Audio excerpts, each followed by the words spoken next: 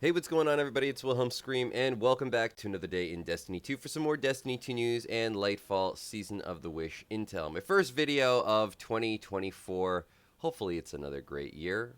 I know it's going to be quite a break for the first half of this year as far as new content goes in Destiny, but we still have our weekly updates, and today, Iron Banner has returned for the second time this season, and there is some absolute S-tier god rolls that you definitely want to farm out, not only from previous seasons, so some of the legacy loot, but also some of the new stuff, most notably for PvE activities. So if you're somebody who doesn't really play Crucible that often, this is actually a very easy time to farm out some of those PvE god rolls that are only available through PvP content. I kind of talked about some of those in my previous video where we were discussing Trials of Osiris.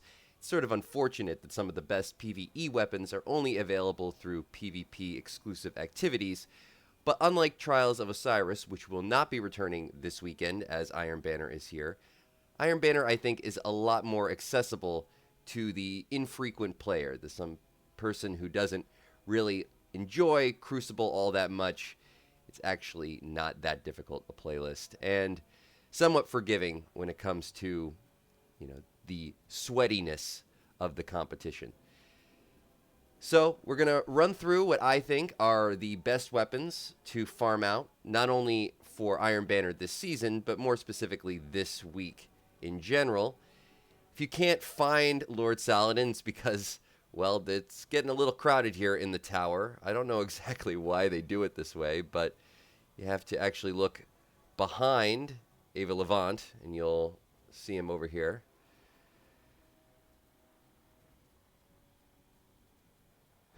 The actual character doesn't actually come up on the screen, unfortunately. This is sort of a weird visual glitch that we're getting, but we're going to focus on the focus decoding, no pun intended.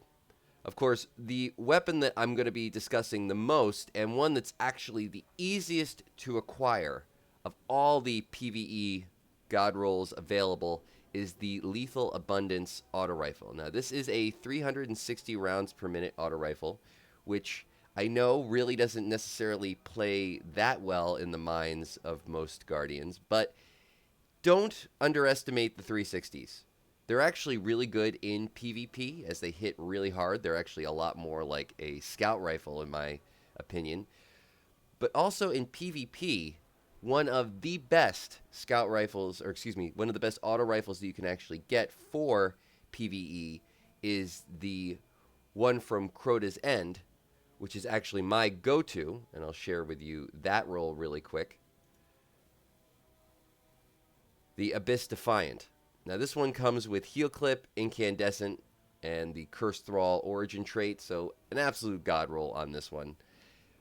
But the 360s, I find, are just excellent in PvE if you can get the right perks on the right one. And let me just tell you, this one is the right one.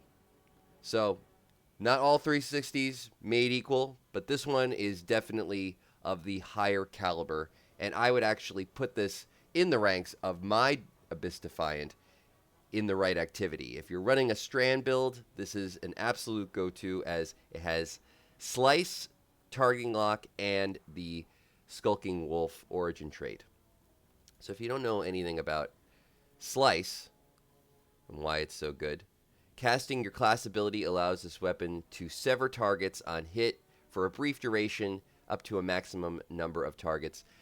I actually think that for a Warlock, this is like the best auto rifle you probably could be using with any Strand build this season. At least of the ones that are available to acquire this season. This one also comes with a Stability Masterwork and high caliber rounds, which are great in not only PvE, but also PvP.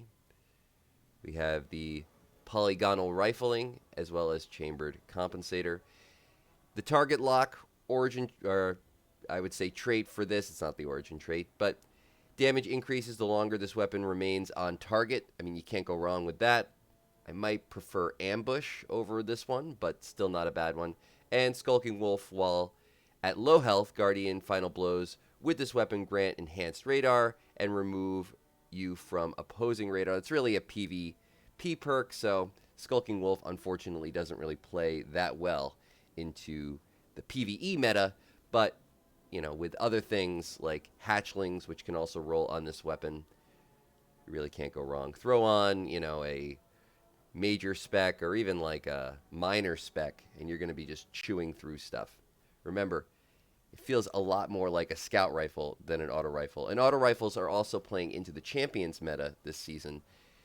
I play a warlock a lot. I know that warlocks aren't the best for PvE. Probably goes to the Titan at the moment, especially for strand builds. But I find that the strand warlock, when taken into endgame activities like GMs, is actually as competitive as maybe the second level of any particular class's best subclass. So it doesn't compete, obviously, with the Strand Titan, but it certainly competes with a Void or Solar Titan, and is, I would say, another go-to if you're not thinking of running Well of Radiance, or you just are bored of Well of Radiance, as I'm sure most Warlocks are when it comes to endgame activities. It's like Well of Radiance or nothing for the most part. I think Strand is a really good alternative and is actually as competitive in endgame content. As in my last video, I took it through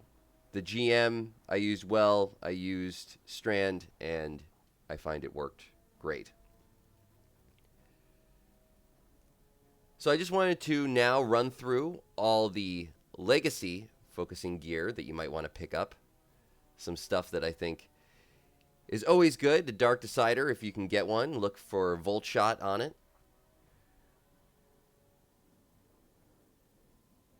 The Hero's Burden, also great. Look for destabilizing rounds. Obviously, submachine gun's not the current champion meta, but still a great weapon to have for when it does become available. The Frontier's Cry is actually a great PvP weapon if you can get the right rolls. You can get some max stability on this weapon. Forger's Pledge is not bad either. Plays in the Champions meta, and it can, I believe, roll with Incandescent, which is a great PvE perk. Peace Bond can roll with Headstone, which is great for stasis builds, though I'm sure most people aren't using stasis quite as much. Though, another great alternative if you're just tired of using Well of Radiance on a Warlock. I know a lot of the stuff here is kind of geared towards Warlocks, but it's what I play. But this is a great one if you can, you know, synergize it with the Omnimancy gloves.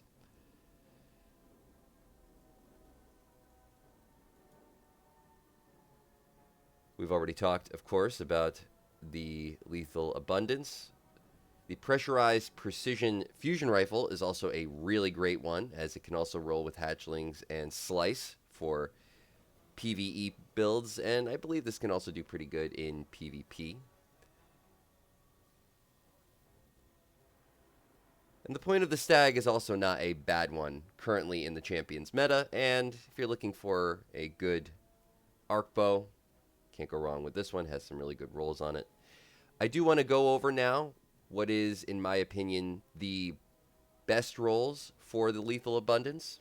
So I'm now going to shift over to all the perks that are available for this weapon.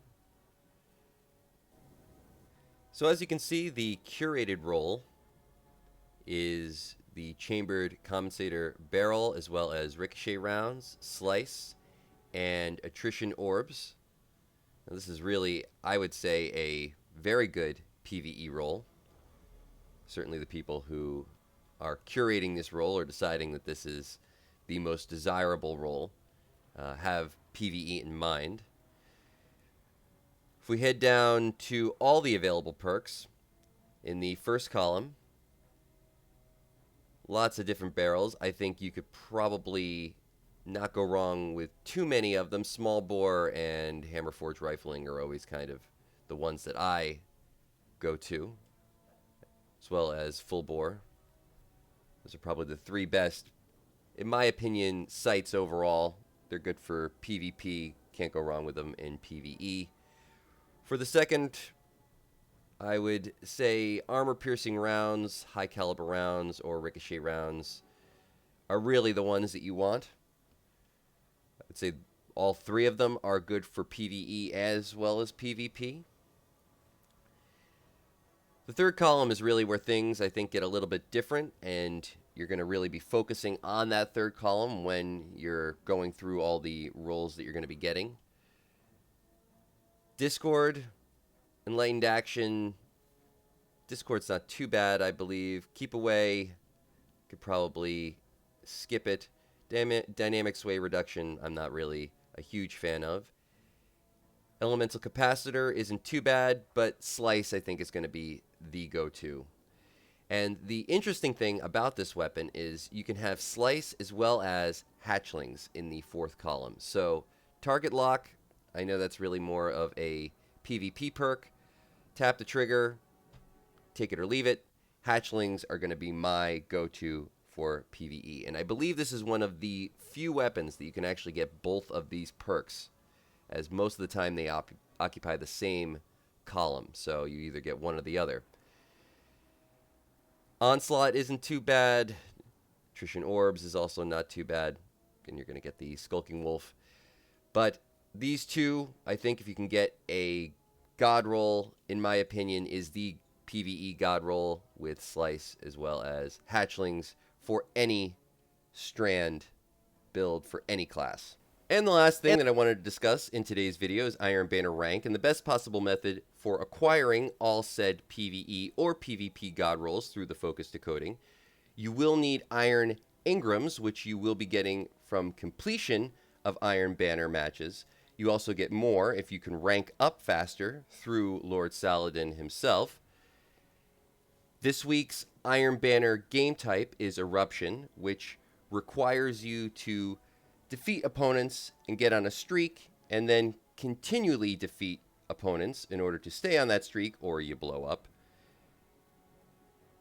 You don't want to waste any time ranking up, so make sure that you have your Iron Banner rank boosters equipped.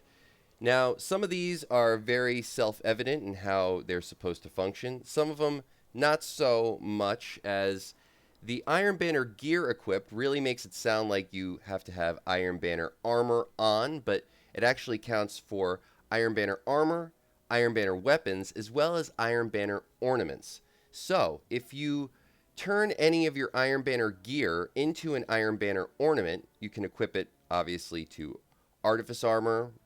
This also allows you to wear different exotics that you might want, so that you can have all 5 pieces of Iron Banner gear equipped without actually having to wear any Iron Banner gear itself. Now, this is sort of an interesting cheese where you can actually have a piece of Iron Banner gear with a different Iron Banner ornament on top of it, and it counts as double. As right now, I only have 1 piece of Iron Banner gear equipped, but I have another Iron Banner ornament on top of it, and it counts as 2. So this allows you to sort of double dip on this particular rank booster without actually having to do anything major as far as, acquiring more Iron Banner gear that you might not already have from previous seasons. The Iron Banner emblem, I think, is fairly obvious. Just make sure that you have an emblem equipped, and you can rank up quite a bit faster this way just by making sure that you have more than 1 piece of gear on at a time. Try to make sure that you have all 5. Remember, the weapons also work, and there's some great Iron Banner weapons that you probably would want to use in Iron Banner. But as you can see, again, on my character, just in case anybody is confused, down on my bond, I currently have the Wolfwood bond equipped. And if I go to details and go down to appearance, you'll see I have the Nerwin's Iron Bond ornament on top of that. Now you can obviously turn any Iron Banner piece of gear into an Iron Banner ornament simply by visiting Ada 1 and the loom over in the tower, if you don't know exactly where that is, as I'm sure not too many people use it as often as they used to. Right over here. And that is going to complete all the information for today's video. Hopefully you found something in this video helpful. Please remember to like, comment, and subscribe to the YouTube channel. and turn on the bell to post notifications so you never miss out on any future Destiny 2 Lightfall content like this. You can also follow me on Instagram or Twitter. They'll be linked in the description box down below. Remember, any of those things also enter you into any future giveaways on this YouTube channel, and I do want every 1,000 subscribers, so you never want to miss out. And of course, when we reach 100,000 subscribers, we will be giving away an Xbox Series X. If you've watched to this point in the video, you can leave a hashtag Iron Banner or a hashtag Season of the Wish or a hashtag Lightfall in the comments section down below for another entry into the next giveaway for this video. Remember, those secret hashtags, they stack between all videos. So if you haven't done this on a previous piece of content on this channel, you can always go back, check out another video, and of course, do it again. And once more, I am Wilhelm Scream. Good luck farming your favorite Iron Banner God roll this week. I'm going to jump into a game. And of course, we will see you next time.